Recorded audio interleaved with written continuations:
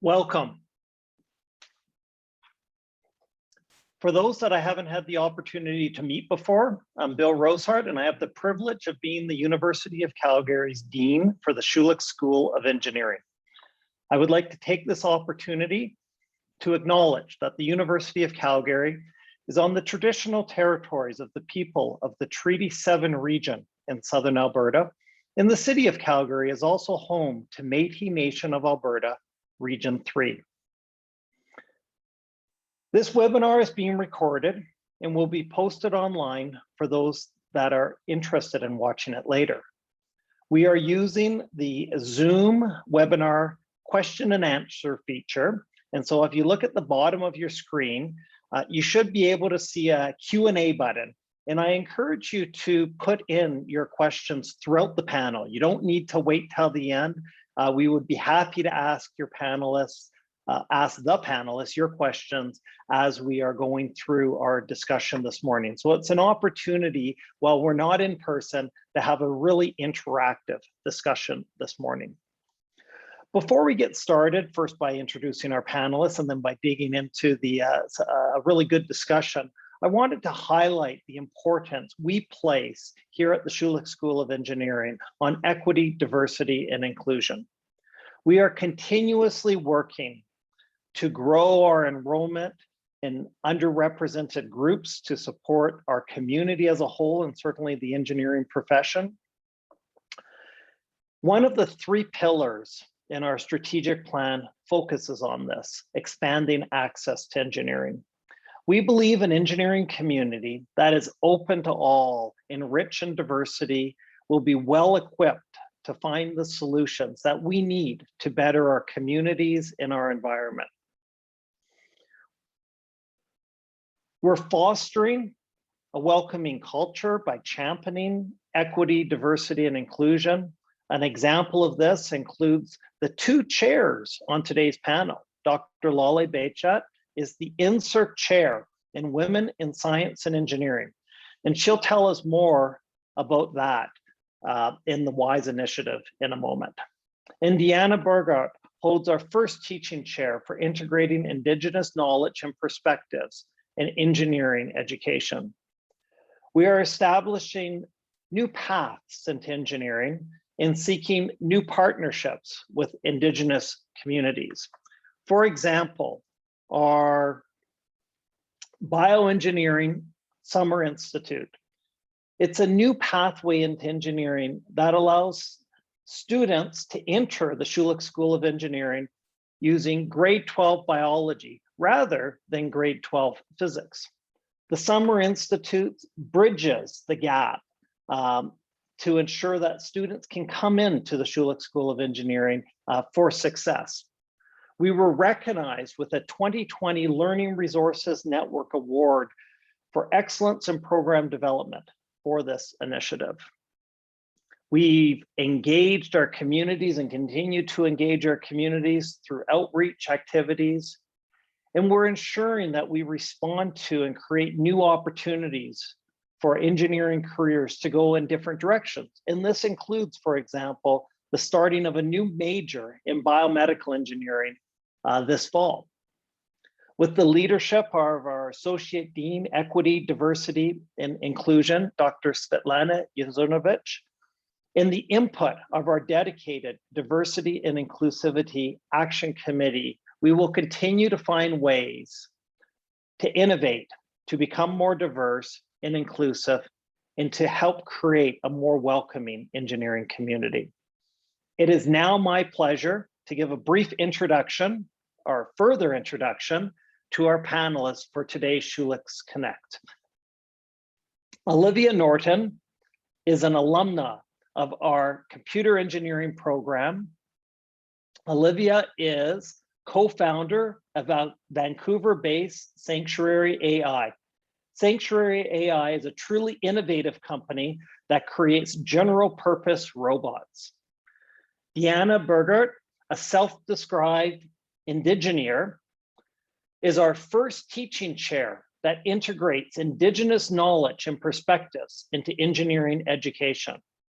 Our third panelist, a professor in the Department of Electrical and Software Engineering, is Dr. Lale Bechat, who, as I said earlier, is the NSERC Chair for Women in Science and Engineering for the Prairie region, one of 5 in this position who form a unique network across Canada. Panelists, welcome. Thank you so much for being here today. And let's get moving on to some questions and some good discussion. So maybe to start, please tell us about yourself and your current activities as a woman in engineering leadership.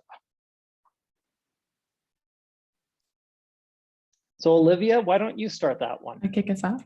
Well, I'd like to start first by saying that I'm coming to you from Vancouver. And so I'm grateful to be coming to you from the traditional, ancestral, and unceded territory of the Coast Salish peoples, the Squamish, the Tsleil-Waututh, and the Musqueam nations. In terms of an introduction, well, you heard that I am a graduate from the Schulich School of Engineering, which I am very proud of.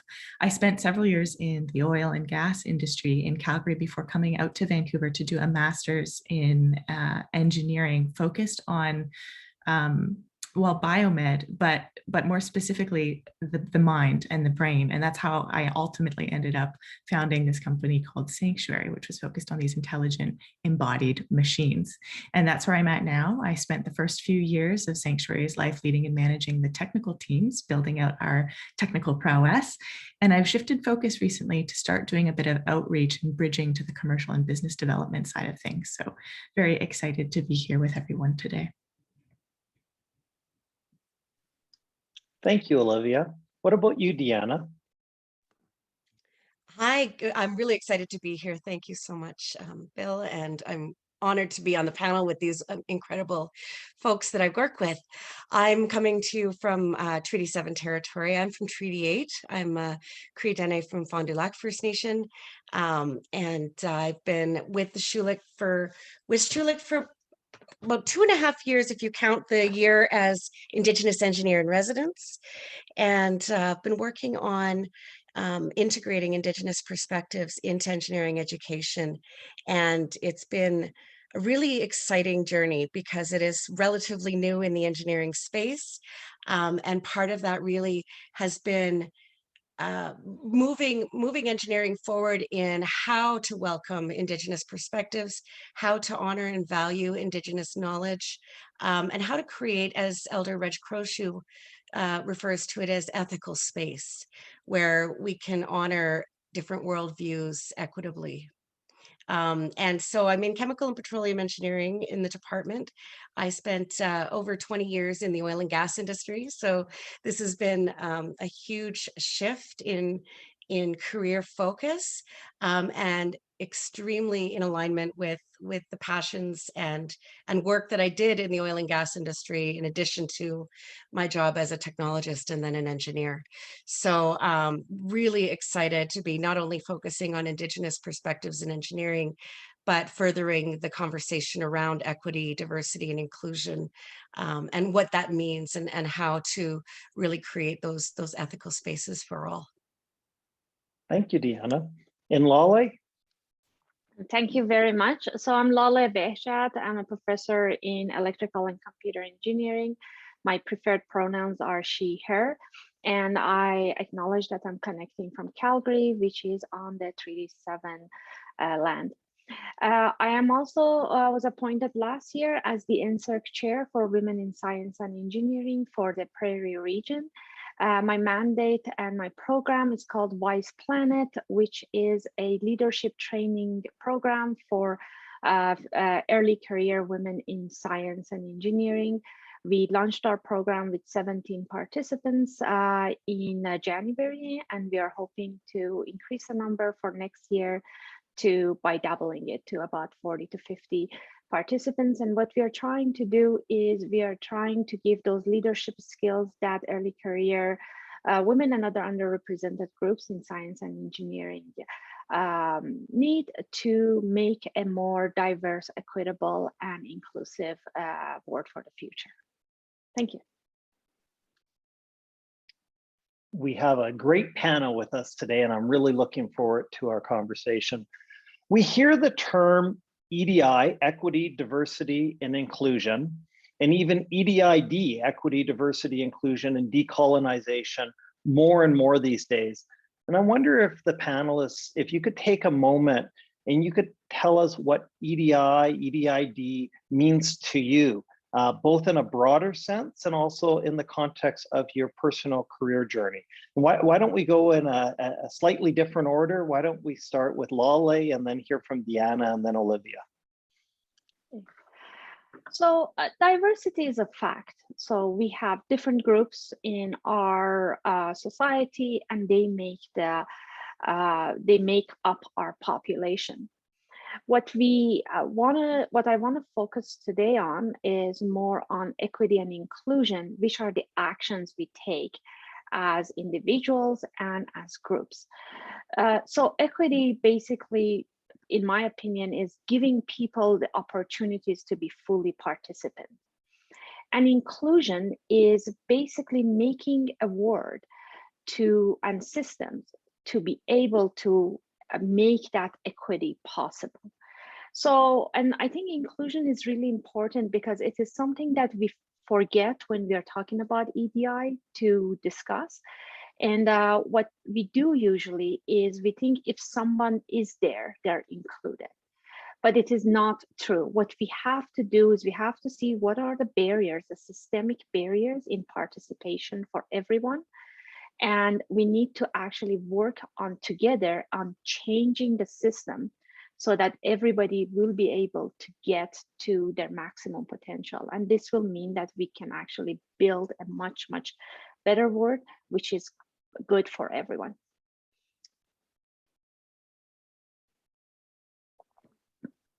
I totally agree, Lale. Thank you. One of the things that I've really been focusing on is what does inclusion mean and how do we create that? And for me, it's really about belonging. And when you create an inclusive space, a lot of people get wrapped up in well, I don't know everything, or what if I say the wrong thing, or you know, I'm still learning, and that's great. We're all still learning, and if we start putting the lens less on how we do and what we do, and more on who's at the table and how do we make them feel like they belong, and how do we give them that gift of acceptability.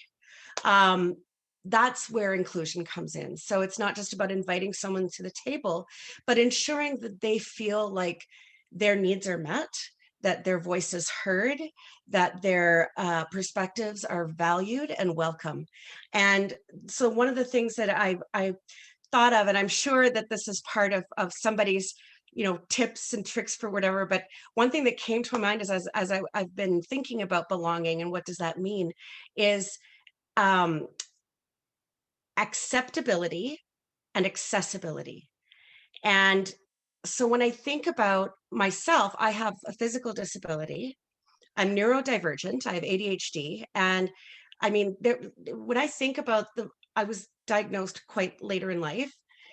And I remember being coached by colleagues and whatnot to, well, don't tell anyone that you have ADHD. Like, just don't, because I mean, they might judge you. They might look at you differently. They might think you're using it as an excuse. And I realized that when I started to be open about it, it is what it is. It's a part of who I am. It doesn't define me, but it's created a greater understanding that maybe I think a little bit differently. I'm not a totally linear thinker. So I try to do that in my classrooms, in meetings. I look around the table and I say, how can I make each person feel more welcome? And part of that is accessibility. So, I mean, I have a physical disability and I have celiac disease. Anyway, I've got a list. And if I'm in a conference, for example, and I'm constantly having to ask for accommodations, it's embarrassing. And it makes me feel like I'm just like a high maintenance conference goer. But I've been to conferences that really have gotten this accessibility down pat, where it's not a big thing. It's already acknowledged. It's already understood. So that's kind of where I go when I think about inclusion, because you're right, Lale, diversity happens. Inclusion, accessibility, equity, that's a choice, and it has to be a conscious decision and act. Very, very well said. I too was landing in the space of belonging as really the crux of what I wanted to focus on today. Now, everybody has had that experience of being in a room and feeling alone because the belonging aspect was missing. You do not feel safe to share. You do not feel safe to engage. You do not feel safe to participate in ultimately a conversation that will benefit from the value and the perspective that you're providing. And so I know Deanna mentioned this, we're going to come up against this in tips and tricks, but everyone's needs are unique, and it is an amazing superpower to be able to host a conversation, to host an event, and to be able to connect with all of the different people in that conversation in a way that allows them to feel safe and allows them to want to engage and give to that whatever it is, that event, that conversation, an incredibly powerful way of gathering the information that we need to build the world that we want to build for tomorrow. So that was incredible. Thank you, the three of you. And while I want to immediately jump in and say, what should we do differently? I want to take a moment before we go there and talk about, in your view, the importance of equity, diversity, and inclusion in engineering. Why do we need an engineering community that is a better reflection of the makeup of Canada? And so why don't we go with Deanna, Olivia, and then Lolly to respond to this. Great, thank you, Bill. I think, well, first of all, as engineers, we are at the forefront of project management in infrastructure, in design, in development. So there's that sort of practical approach of, if we understand people's needs and requirements and all the differences, we can design better. But there's also I have learned that the more diverse a team is, the more innovative they are. The more we can solve problems. Engineers are innately problem solvers. So if we can bring valued perspectives and different perspectives and give them a platform where it's safe to share those, we can solve problems in a way that we may never have been able to do before. I am going to come back to what I mentioned just a second ago around building the future of tomorrow.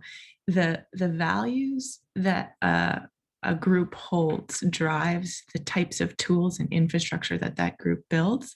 And then those tools and infrastructure constrain, in some ways, the way that group can work. And so with tools and infrastructure being the core of what the engineering community is providing to the rest of the country and the rest of the world, we have this amazing potential to shift that dynamic between the cultural values and the tools and infrastructure that we're using.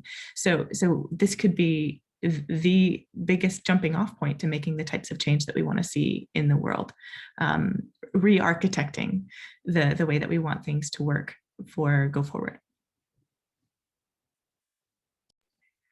And taking from where Olivia stopped, so I think we are gonna have three major changes happening in the world. So the first one is the climate crisis, which will change all of our environment and how we interact with it and how we use the resources it provides. The second and the third one are the digital and biotechnology revolutions that are happening. The digital revolution is happening as we are talking, and biotech is following up, and COVID maybe accelerated that a lot. So these three sort of major changes will change our environment, will change our work, and will change our bodies and who we are as humans. And so in the next decade, everything is going to change. And the question is that when these major changes happen, is what are we going to make after the change is gone? And so are we going to make a world that is inclusive, that is equitable, and that is just? Or are we gonna have a few people who take the power and build a world where they can use the resources and they can have much more of the opportunities and so on, and privileges?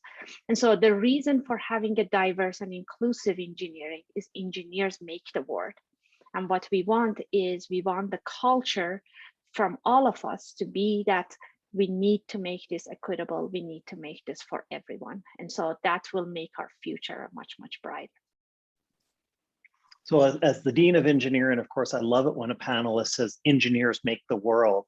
And I can just imagine if we had some of our colleagues and deans from other faculties on campus in the audience today, they'd be sending me text messages saying, well, humanities helps too, and science is a part of it. And I want to acknowledge and thank the members of our audience here today who are already starting to send in some questions. And so I'm going to shift and ask the panel one or two of those questions at this point. And I'll start with, how do you feel that family status has been accepted in the engineering community, both within the academy, but also beyond when you graduate and you're in the practicing world? So does one of our panelists want to start with that one? That'd be great, Deanna. I'll go ahead and start. Thank you. It's interesting because I'm going to assume that the question family status is around whether you have children and that sort of thing. I'm just making that assumption, but I'm sure there could be many other things regarding family status. So, you know, whether or not you're married. I mean, when you think back to 20 years ago, even when I first started in my career, people were treated differently, whether they were married or not, or 30 years, you know, when you think about office parties and who brings a spouse. And when you think about the LGBTQ community, I mean, so many things have changed with regards to acceptance of different families. So I'm going to acknowledge that the question could mean a number of different things.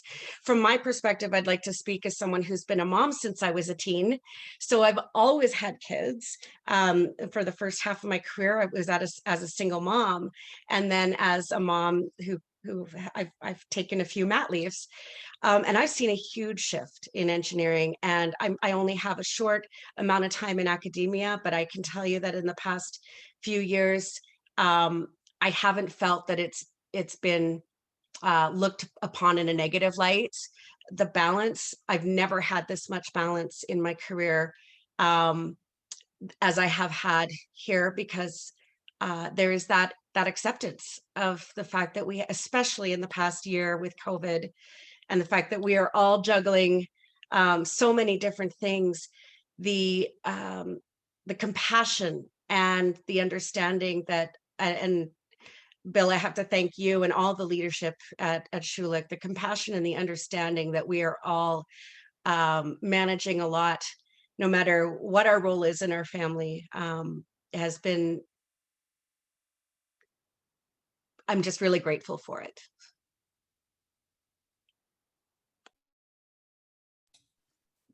Following up, and perhaps not as directly related to the family status, but more broadly around the need for balance and the presence of balance in the workplace. There is a significant pressure, particularly coming from the millennial generation and beyond, around the need to have that as sort of a prerequisite for wanting to engage with organizations. It comes along with some other things like impactful work,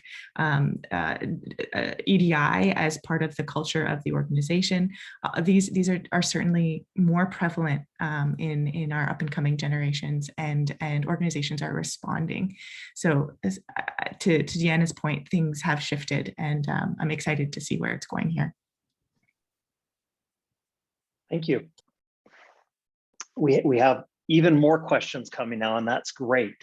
But why don't we shift just quickly in Changeland? What are we doing well? What is the engineering community, both within the academy, within universities, but beyond as well? What are some of the things we're doing well? Molly, do you want to start with that one, and then over to Olivia? Sure. I think there's a lot of things we are doing well. And a lot of the times I put this in comparison with other places, especially when people come and say, oh, engineering is not good.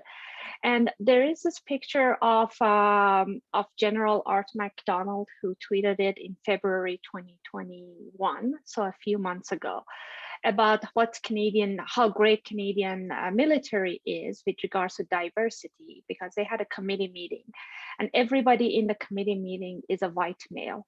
I think there is a female in the background on the Zoom call, but of all the people who are working on diversity in Canadian military, none of the people at the table were of any visible underrepresented groups. And we have seen the results of that.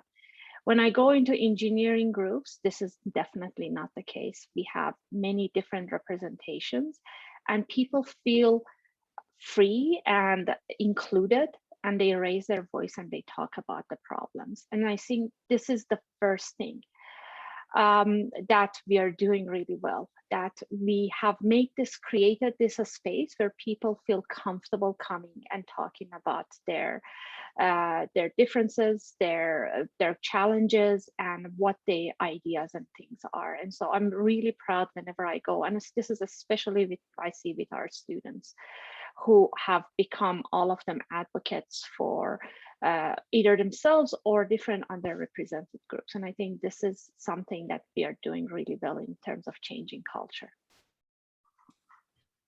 I absolutely agree, Lale. I think the place that I'm very, very excited about where things are at is sort of before the engineering curriculum. So I am a big proponent for early access to STEM education and STEM introduction as part of providing the possibility to some of these young people that engineering might be a career for them, and making sure that community that's got access and visibility is very broad. And there are some, and this kind of aligns with my general interest in innovation and technology, but there are some really amazing ed tech startups in the space looking to kind of fill that gap between sort of the ages of 8 and teenagerhood, to help provide some inspiration in the direction of STEM. One of the ones that I've got top of mind here that I'll just mention is a group called the Knowledge Society. They're based out of Ontario, I believe, but they now have groups all over North America. And they focus on 11 to 15-year-olds, and deep tech of all sorts of different types is the core of what they iterate on, but what they're really developing is a growth mindset and an understanding that they have the ability to impact the way that our world is shifting. And I just love that. And I think programs like that are incredibly important as the beginning of the funnel to STEM education more broadly. Olivia, one of my kids attended the Knowledge Society. So what did they think? Yeah, they liked it. Yeah. Good. Yeah, I'd like to build on that, Olivia. That K-12 and outreach piece is so important. And one of the things that I'm extremely excited about that I think we are leading the way on at Schulich, thanks to the support of not just Schulich leadership, but the university leadership, is in that Indigenous inclusion piece. So a lot of universities are really looking at that, at the conversation around decolonizing and indigenizing engineering, and how do we respond to the Truth and Reconciliation calls to action into engineering and engineering education. And I can honestly say, after being on a number of national and international working groups in this space, we have probably the most people dedicated to this in engineering. We have, and also multifaceted in the approach. So we've got Cyber Mentors Indigenous Community Engagement, which is a grade 7 to 12 outreach for Indigenous youth. The Cyber Mentor has partnered with Indigeneity, which is a community Indigenous-led outreach program. There's a brand new student group called CISA, which is the Calgary Indigenous Students Calgary Indigenous STEAM Students Association. So Indigenous students have created their own student club that is building those spaces. We are going to have physical space for Indigenous students. There's 2 full-time teaching chairs now, of which I am so honored to be one of, focused on Indigenous inclusion. And we have Dr. Carrie Black, the research chair. So, I mean, there's so many exciting things happening, and not one of us is doing it alone. And I think that is one thing that has made a huge difference for me is this is a long-term work. We didn't get to where we are in Canada overnight, and we're not going to go down the reconciliation path overnight either. And knowing that it's not all on my shoulders or not all on one person's shoulders to further the work is really huge. So thank you, Bill, for that. Thank you. Going to one of our audience questions here. What are your suggestions if you find your company seems to be less inclusive for women? For example, there is only one female engineer manager in the department, and promotions for female engineers seem to be rare with weak excuses given. Would somebody like to start with an answer to that? Olivia. Sure. So depending on the size and the culture of the company, this can be more or less challenging. It's important to have a champion who's in a position of power, who is able to take EDI goals forward. And so my question to you would be, like, in what you see at the company, who could that person be? And could you go talk to that person and start to put together an action plan that would allow the company to move forward in this regard? I don't know if any of the other panelists would like to chime in on that front. I can put a plug maybe for the Wise Planet program. We have a great program for leadership training for early career, and also build a network. So you can have your company sponsor someone to come to the Wise Planet program. But on the other thing is, I think one of the things we sometimes forget is listening, and understanding people's problems is sort of one of those things is that we can do is we can all know that this would be great for the company. There's a lot of cases that shows companies with a more inclusive and diverse population have been much more profitable. So listening to those people who are not as represented on why this is happening and coming up with solutions together.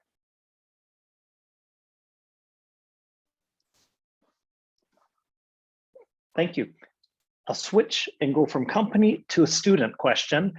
What is the best advice you can offer student leaders trying to foster equity, diversity, inclusivity, and indigeneity within extracurricular activities? Deanna, would you like to start with that?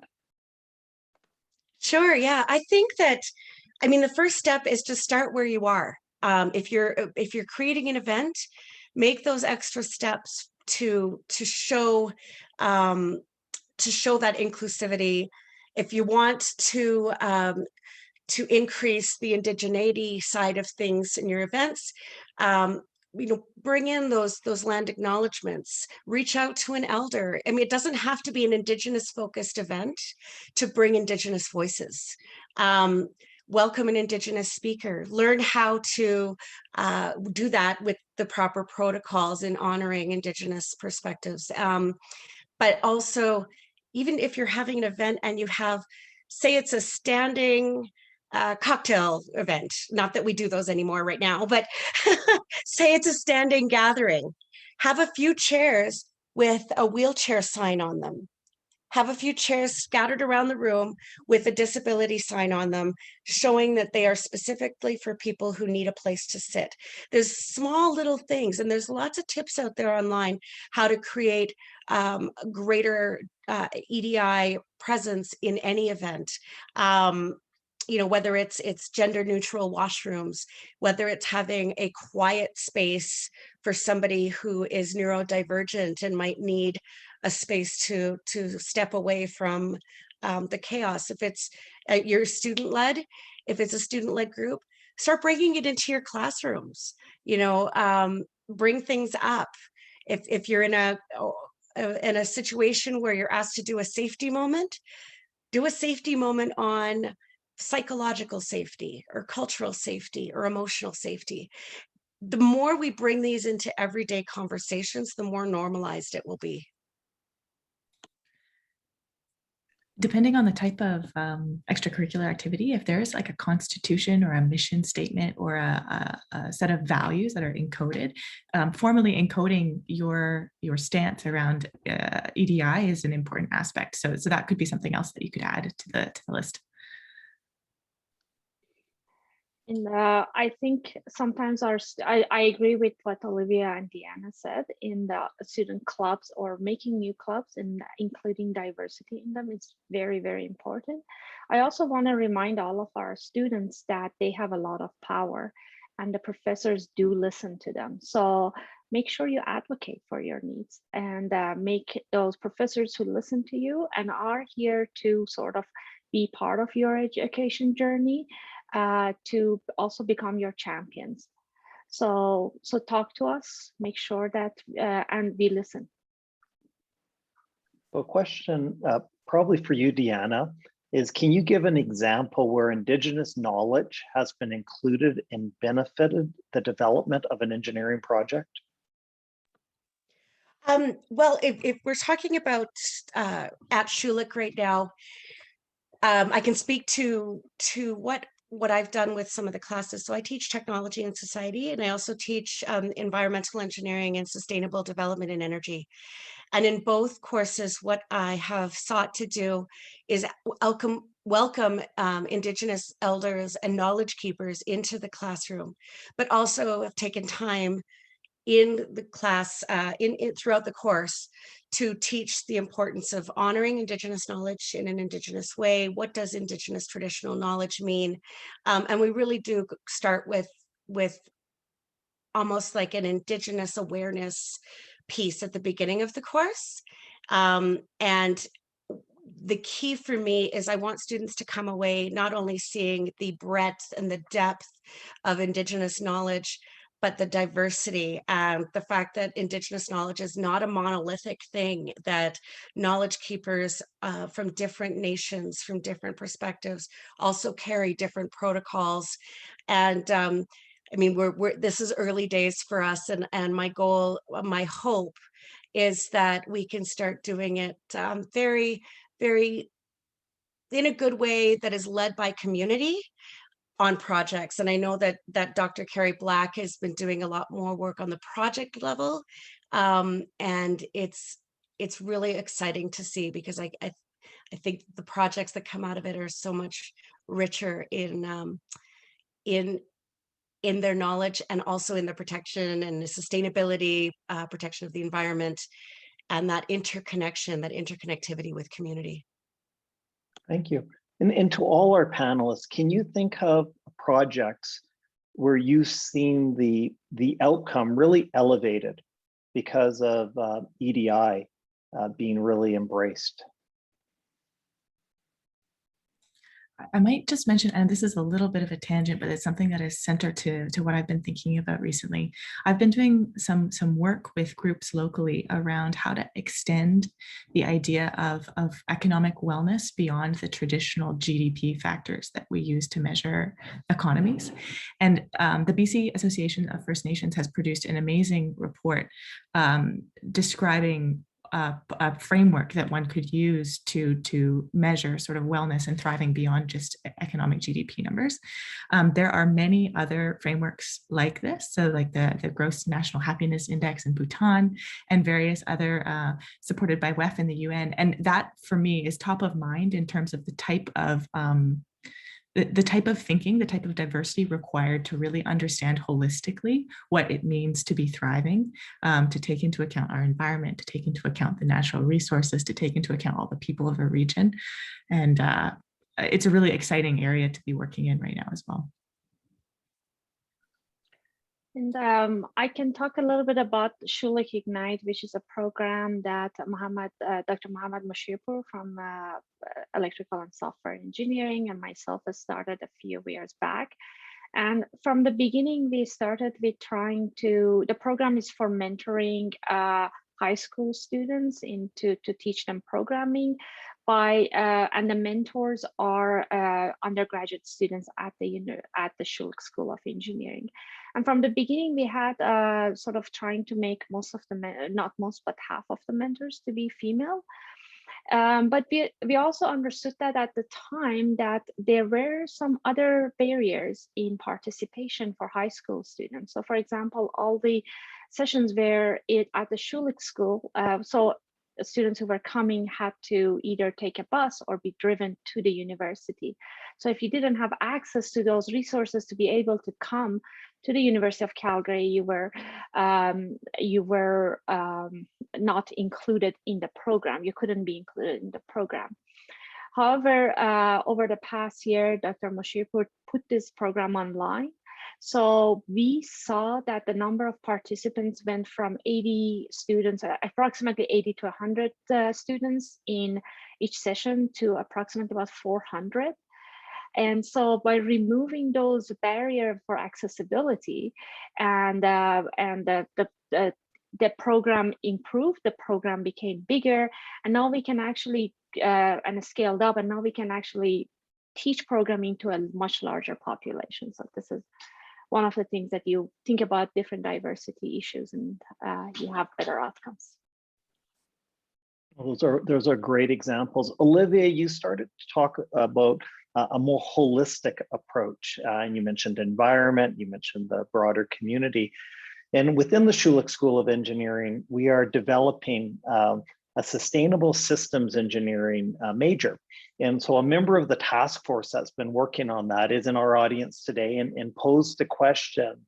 And it says, it seems significant that sustainability systems thinking is happening at the same time we are spending more time and energy and focus on EDI.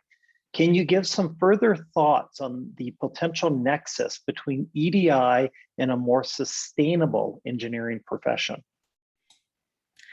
Wow, yeah, right on point. I all in this same conversation, what it means to be, for what does wellness mean broadly for a group needs to encompass so many different facets, and without the diversity piece, you are not getting enough information to do a good job of encoding what wellness means broadly. I am pretty passionate about the idea of sort of the citizen scientist approach to gathering information like this to help inform an understanding of wellness and thriving. So, you know, StatsCan is an amazing organization, and they provide all sorts of really interesting and useful information. But there's some new things that are made available through the, you know, availability of mobile phones in everybody's pockets in terms of information that could really go a long way to helping us understand the broader picture and then direct it in the way that we want. And so I think that this nexus is absolutely valid and very important as we move forward. So if I can add to that is, so we usually think about sustainability as sustainability for the nature, but if you think about sustainability as a sustainability compass, it also includes economy, society, and well-being. And those are the things that ED becomes much more integrated with EDI into how we are doing things. And in addition, if we look at the UN Sustainable Development Goals, there is these 17 goals. And the number 17 is integrating all of the goals, but a lot of them also go back to things related to EDI. So for example, no poverty is sort of inclusion of people of all socioeconomic backgrounds. Gender equality is one of the sustainable development goals. And so it is a really good question, but we have to think about the sustainability as the whole of the sustainability, not just the point that looks towards the nature, which is very important, but also just part of the sustainability axis. Thank you. Another question from our audience today. As a member of both the U Calgary and LGBTQ2S+ communities, I have been really impressed by Schulich's strong showing in walking with U Calgary and Pride. And I wanted to ask, how was that coordinated? How did it come to be? So perhaps Lolly, you have the most experience with that.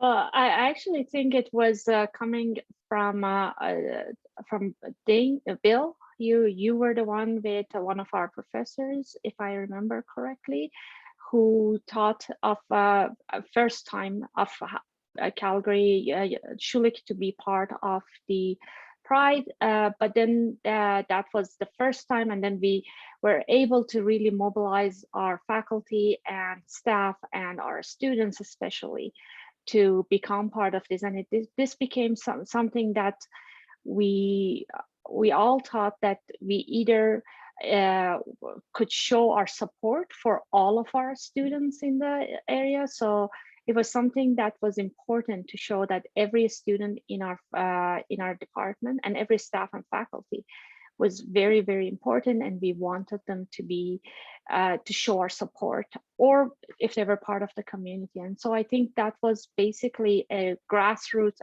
effort from the bottom, but also supported by the administration. Thank you. One of our questions is, we've seen a lot of activities, and we've spoken on this panel about engagement before university. We've talked a little bit about some of the things that we're doing in the university, but there is a feeling that when it comes to EDI, the career progression and staying in engineering as a profession differs among different communities, different groups.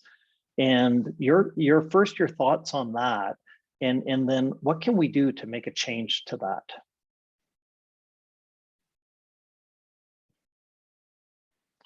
Lolly, why don't you start with that, and then we'll go to Deanna.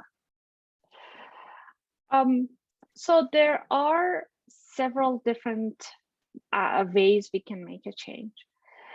And the first one is we need to support each other. So there's always people who things get really hard at some point in their life, and it would be really good to have this community of support to do that and champion each other.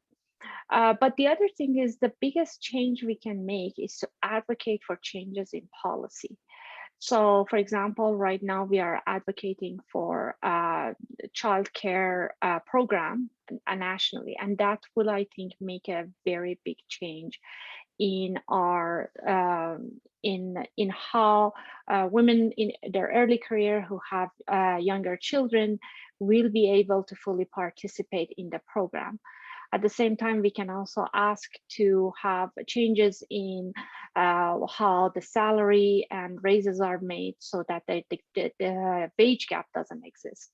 So I think it has to be an effort of sort of a supporting and championing individuals, but also asking for systemic changes so that the system becomes more equitable.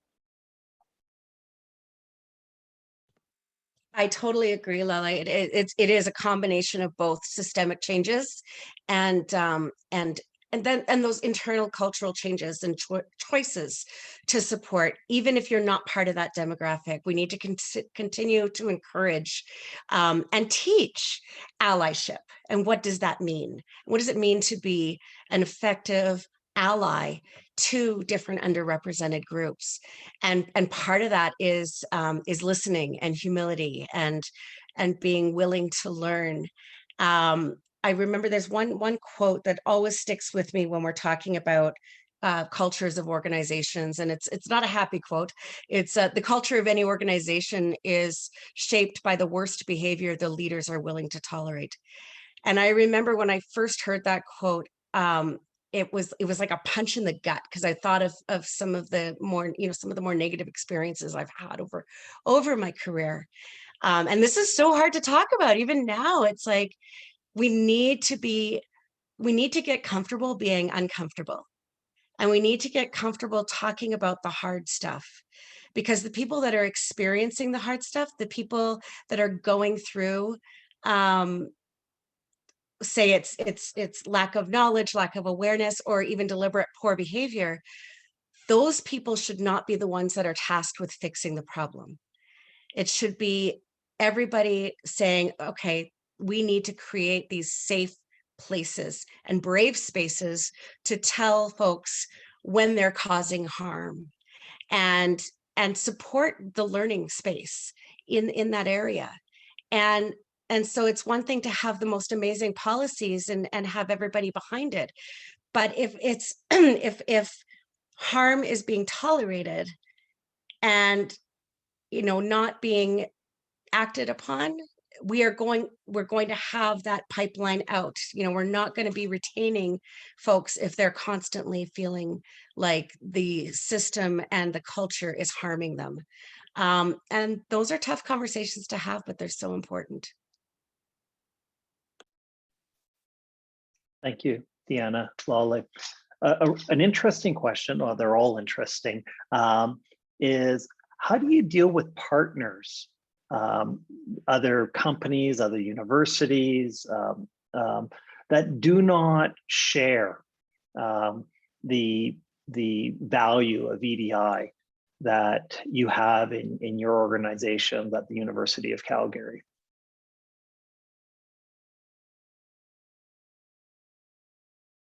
Well, I'm going to start with Lale on that one. So I don't know. I have talked with anyone who doesn't says that they don't share these values in the present day. But if it is I'm putting my answers based on in principle or in at least showing it. They say that they are doing these, they agree with the principles of EDI and especially inclusion.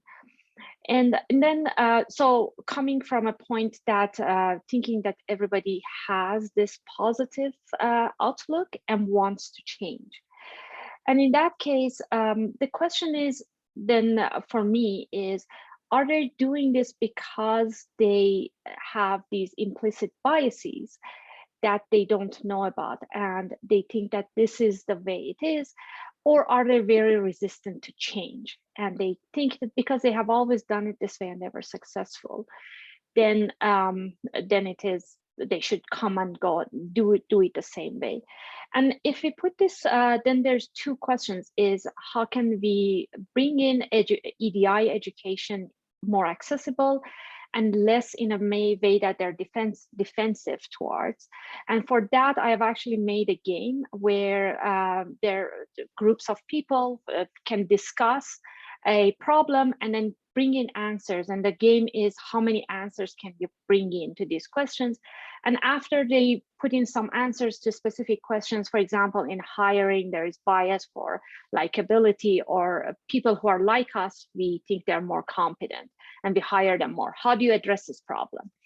And so when you have a certain solutions, then you can actually debrief and go through these solutions. But because the discussions are done with everybody here to trying to solve a problem, it becomes more collaborative. So that is one of the ways that you can make sure that these discussions are made and people have some practical solutions on how to change things.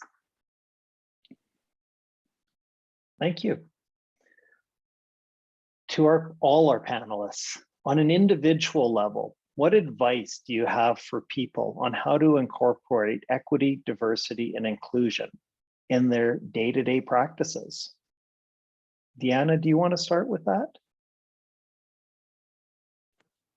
I would say that the first step is just starting from within and seeking out opportunities to learn and shine a light on things that you might not be aware of. We all have unconscious biases. We all have areas that we may not be aware of. And just looking into conversations like this and listening to folks around you in terms of what's needed. And and then making a conscious decision to even open it up to the group, saying, if you're leading a meeting, or if you're leading a class, or if you're in a group situation, just saying, hey, if there's something that you need that we haven't addressed, or if there's any way we can make this space more comfortable for you, please let me know. Like, just asking and creating that opportunity for people to share.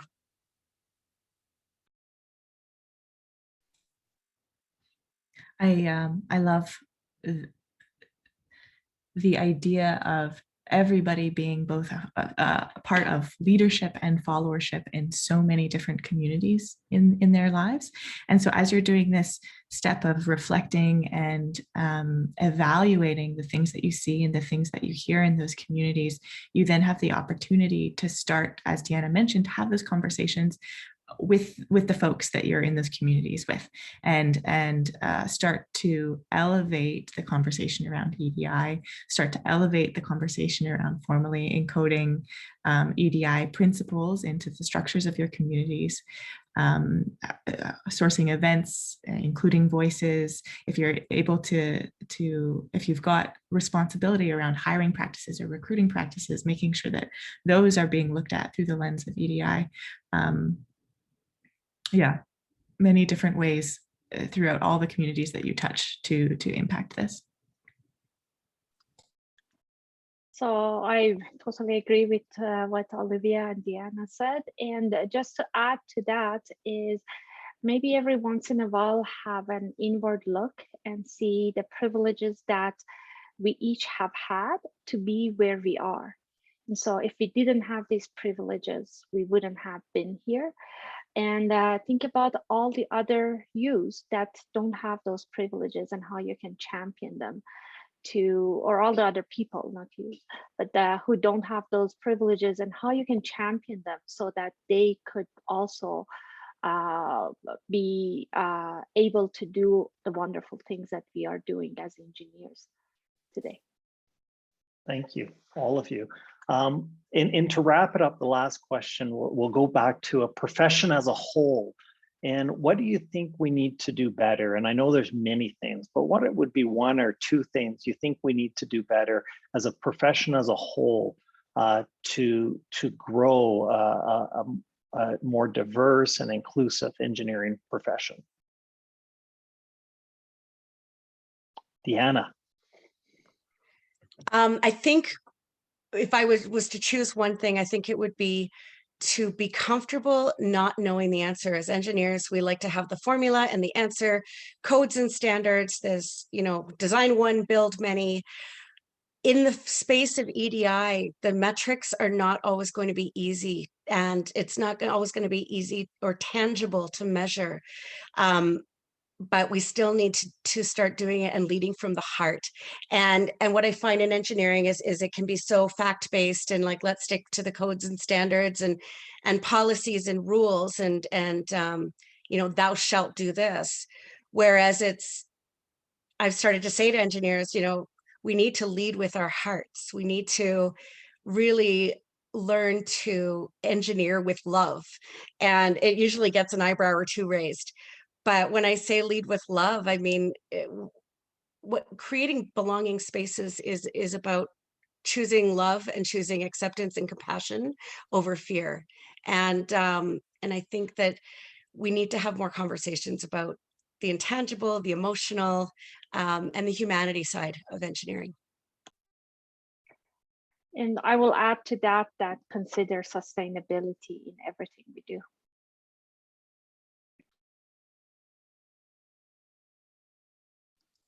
And Olivia, you get the opportunity for the last word from the panel. One change you would make. If I were just to choose one, I think this echoes what Deanna has said and what Lale has also said around support and belonging. And really, as an individual, all of us investing in, sometimes getting uncomfortable to have those conversations and to provide that support to the folks around us. I want to really thank our three panelists this morning. It's been a really great conversation.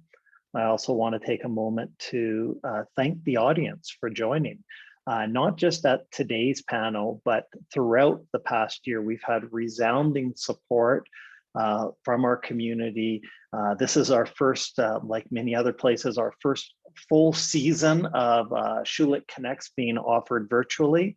And we very much look forward to, as this is our last Schulich Connects for our academic year, we very much look forward to both engaging in the fall with people in person, but also continuing with offering some of our programs like parts of Schulich Connects virtually, because, for example, we have Olivia here with us today, and it's so great to be able to welcome panelists as well as audiences from across Canada and internationally. And so for everyone today, thank you for being here, and stay safe.